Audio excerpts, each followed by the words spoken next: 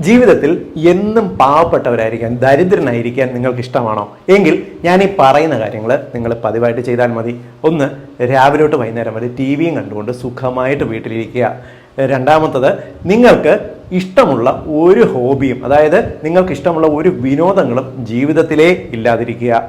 മൂന്നാമത്തത്, ജീവിതത്തിന് പ്രത്യേകിച്ച് ഒരു ജീവിത ലക്ഷ്യവും ഇല്ലാതിരിക്കുക. നാലാമത്തത്, നിങ്ങളുടെ കംഫർട്ട് സോൺ, അതായത് നിങ്ങൾക്ക് ഏറ്റവും കംഫർട്ടായിട്ട് ഇരിക്കാൻ ഇഷ്ടപ്പെടുന്ന കാര്യങ്ങൾ മാത്രം ചെയ്യുക. ഒരിക്കലും നിങ്ങളുടെ കംഫർട്ട് സോണിൽ നിന്നും പുറത്തു വരാതിരിക്കുക. അഞ്ചാമത്തത്, ജീവിതത്തിൽ എന്തെങ്കിലും ഒരു മാജിക്ക് സംഭവിക്കുമെന്ന്, അത്ഭുതം സംഭവിക്കുമെന്ന് വിശ്വസിച്ചിരിക്കുക. ലോട്ടറി അടിക്കുമെന്ന് വിശ്വസിച്ച് ലോട്ടറികൾ മാത്രം എടുത്തിരിക്കുക. വനദേവത സ്വർണ്ണ കോടാലി കൊണ്ട് വീട്ടിൽ നിങ്ങൾക്ക് കൊണ്ടു തരും എന്ന് കരുതി വീട്ടിൽ തന്നെ സുഖമായിട്ടിരിക്കുക.